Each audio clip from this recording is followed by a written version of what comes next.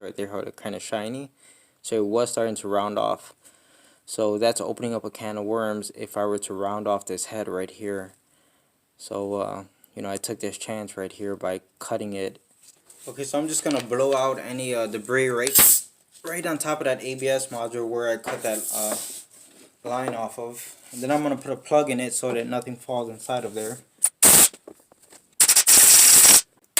Alright, so it's looking nice and clean. I mean, it looked pretty clean to begin with, but didn't hurt to, blow any debris out. And I'm going to find a plug that fits in there and just kind of set it in so nothing falls in. Okay, so it's kind of hard to see, but there is a plug in there. You can see the red plug right there. Okay, so here's a part that was on the body of the car, and it's what holds, you can see the two areas right there where it holds the two brake lines against the body. And it's so far tucked in there that it's really a pain in the butt to get out.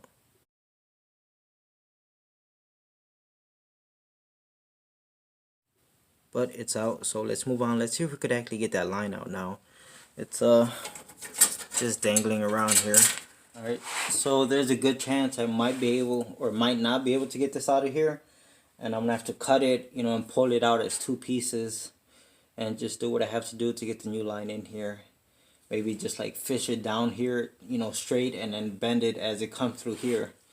So that's what I think I'm going to end up doing, because this doesn't want to really come out. Okay, so yeah, I'm just going to go ahead and cut the line off. And once again, I'm going to use the Dremel.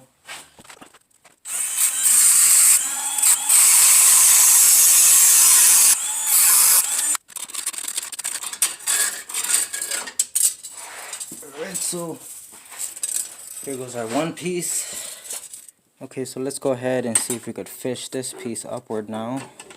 So I just had to give it a good yank, and here it comes.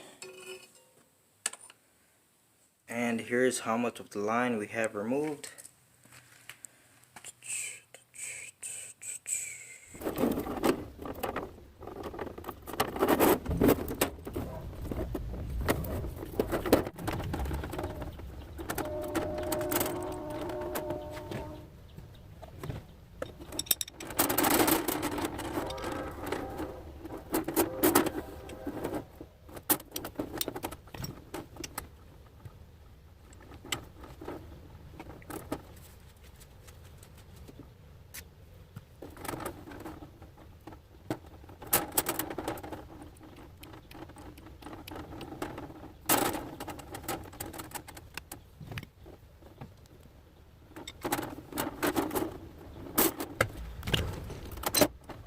Okay, so as you can see, that did not take long at all, and we could compare our original flare that goes into the ABS module, which is this one right here, and compare it to the flare we just made. So looks just about right, and this end is all set to go back into the ABS module. Okay, so what I'm going to try to do is feed the new line from the bottom up. So I did get the line up, it's right here. I put a piece of tape on it just to kind of hold the fitting with it, and it wouldn't slide down as I'm trying to push the line up here. So now all I'm going to do is try to bend the line into this rough shape of the original piece right here.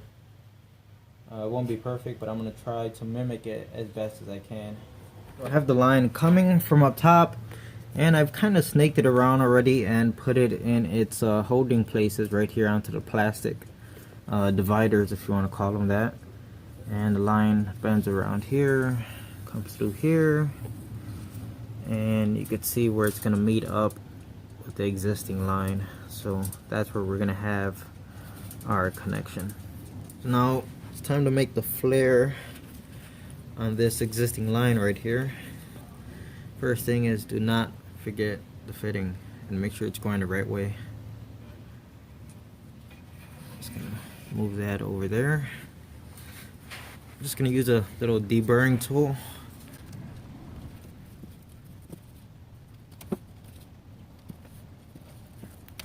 Let's go ahead and get this party started. By the way, have any of you guys ever burned down a house? I have. Not intentional, okay? So we got a little story for you guys. I was little, and I found, if I remember correctly, I found a lighter, okay? My mom wasn't home. She was out washing laundry, you know, at local laundromat. And I was left home with, I believe, my older sister and my younger sister. The youngest one, well, my younger sister, she was sleeping, okay? My older sister, she was awake, but she wasn't really paying attention to me, I'm assuming. So anyway, I found a lighter, right? And I thought it was like super neat, and I wanted to see what places I could light up so I could see in the dark, you know what I mean? So the first thing that came to my mind was go underneath my mom's bed with the lighter. Now, my mom's the type of person that always kept the plastic on her mattress, like the box spring. So, you know, when you go underneath the bed, the plastic is just like drooping down. So I go underneath the bed, I turn the lighter on, and I'm like looking around, right? And before I knew it, the plastic just instantly caught on fire. So I pushed myself from underneath the bed as fast as I can, and the bed, you would not believe how fast it caught on fire. And yeah, so the whole house was on fire. I was panicking so much that I couldn't even talk. I couldn't tell my older sister what was going on. I didn't know what to do. You know, I was little. I don't know how old I was. I want to say I was probably like 5 years old, 6. I don't know. But yeah. So I didn't know what to do. I couldn't even talk. House is on fire. My sister, eventually, when the flames started coming out the room, my sister just like runs out the house. Okay, the older one, and she wasn't that old. I mean, she's okay. So if I was like 5 years old, she was probably like 7, okay, or 6. So she runs out, and my mom had just like got home, okay? She's just getting home, and there's like smoke coming out the windows, and I'm already on my way down the stairs. And my mom starts yelling at me, and she's like, "Where's Nancy?" So Nancy is my sister that's sleeping. And I couldn't even talk. So my mom is like shaking me, yelling at me, like, "Where's Nancy? What's going on?" And then I like get slapped by her, and then I just scream, "Fire!" So my mom runs in there and actually like pulls my sister out of the apartment that was on fire. So yeah, after that we lived in a homeless shelter for a few months. So that really sucked, and it was not my intentions to catch our house on fire.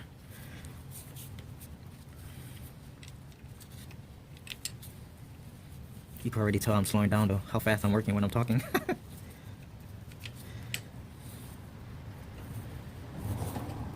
And then we get older, and my brother burns down one of our apartments. Again, accident, but I'm sure you don't want to hear that story.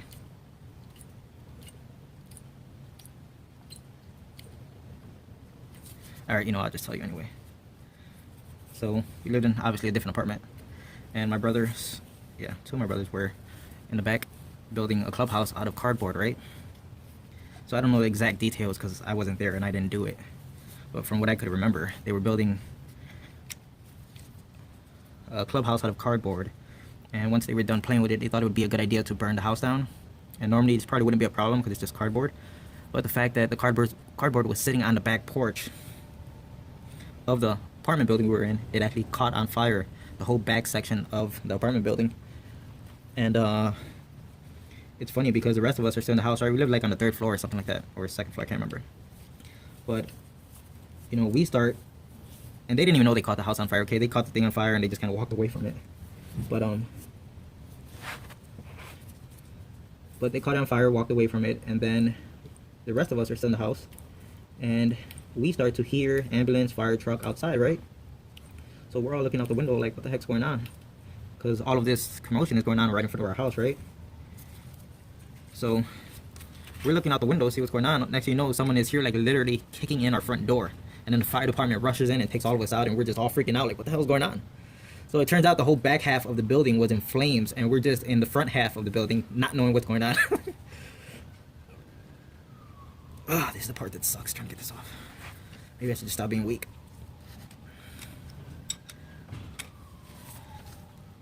Okay, there we go. Yeah, we were something else as kids.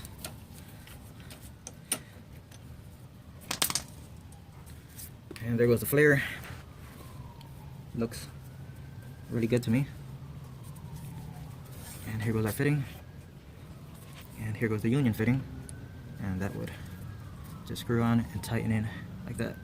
So I have to cut the copper line and do the same thing, make a flare and get it connected. So now it's time to cut this line right here, and I just kind of roughly measured it.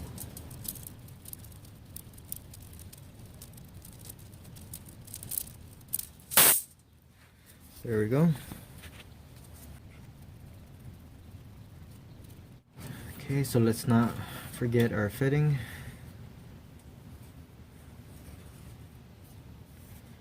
Just go ahead and make the flare on this side.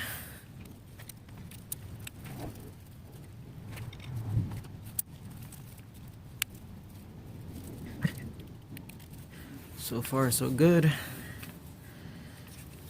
Put the next die in and it should be all set.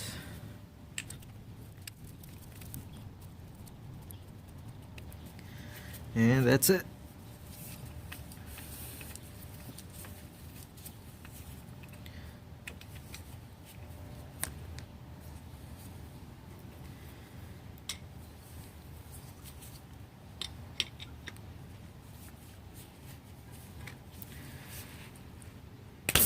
Oh, that hurt my hand. Okay. If you don't hurt yourself, you're not doing it right. Okay. There goes our flare, looking nice and pretty. Boom, right there. Now when you made these two up, you did your measurements correctly. So be able to just go ahead and tighten everything down. So I'm just gonna put it inside of its plastic clips and see how well everything lines up.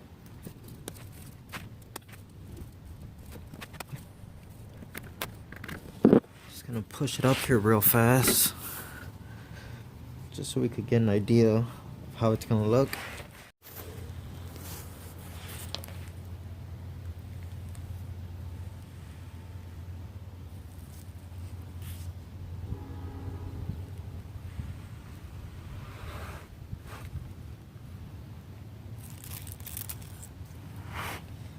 And obviously you would do, you know, tweaking as you need to as you go along, but yeah.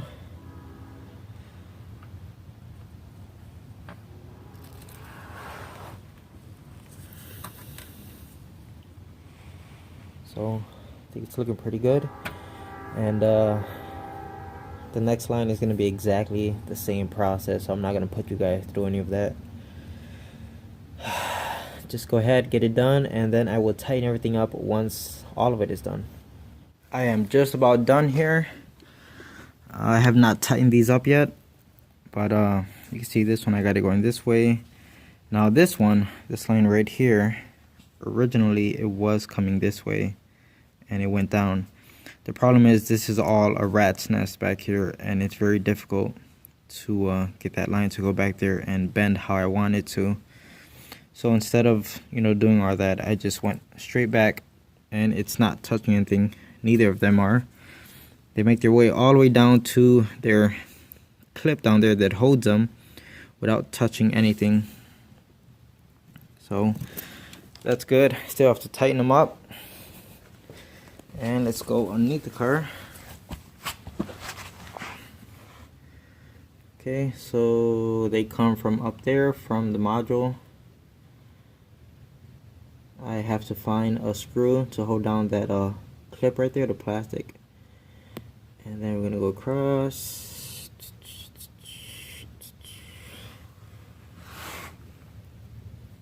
Makes their bend. It's not perfect, but I tried. Makes their bend again. Come to our first union right there. And then the next line goes a little bit further, and there goes the other one. So I still have a little bit of tweaking to do with the lines to make sure everything looks nice and clean and the lines aren't touching anything. And yeah, so far it's looking pretty good. Then just bleed the brakes. Okay, so here's where I'm at. Once I got the lines together and everything put back together, I started to bleed the brakes, starting at the back. And I started doing the traditional method that I always use, you know, just nothing crazy, just a bottle with brake fluid in it and going straight to the bleeder nipple right there. And just by doing that on both of the rear wheels, I already had brake pressure at the pedal. It wasn't perfect, but it's a start. And with that pressure, I came down here just to check out the two fittings, and they are completely dry. Not a single drip coming off of them. So that is looking great. So my next method for bleeding the brakes, because I decided I'm gonna do all four since he was driving the car, you know, like this with an open line. So I decided to pull out the Motive power bleeder and basically just forcing fluid into the master, and you go to each wheel, open up the bleeder valves, and the fluid's gonna come out. So I did the two back ones already with this method, and no more air, just a steady stream of fluid. Looks great. I have not tested the brakes yet, but I'm just gonna go ahead and knock out the front ones while this system is connected. Okay, so I am done bleeding the brakes. Obviously, we are out for a test drive. The brakes feel good. The car is stopping. There aren't any leaks. I checked again. And I think that's gonna be it for this one. So I'm gonna go ahead and close out the video right here. Don't forget to hit that little bell to get notifications of whenever I upload a video in the future. Consider subscribing, and like always, thanks for watching.